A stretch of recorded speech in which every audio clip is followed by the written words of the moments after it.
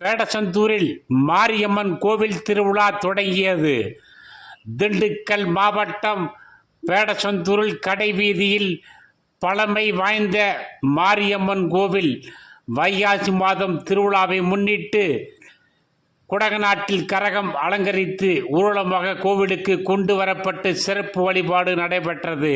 இத்திருவிழாவின் முக்கிய நிகழ்ச்சியாக நாளை 27ஆம் தேதி செவ்வாய்க்கிழமை காலை வேண்டுதலுக்காக அக்கினி சட்டி மாவிளக்கு எடுத்து வரும் நிகழ்ச்சி நடக்கிறது. மாலையில் பக்தர்கள் பூக்குழி இறங்கி நேர்த்திக்கடன் செலுத்தும் நிகழ்ச்சி நடக்கிறது. நாளை மறுநாள் 28ஆம் தேதி புதன்கிழமை மாலை மஞ்சள் நீராட்டுடன் அம்மன் கரகம் ஊர்வலமாக குடநாட்டிற்கு கொண்டு சென்று கரைக்கப்படுகிறது.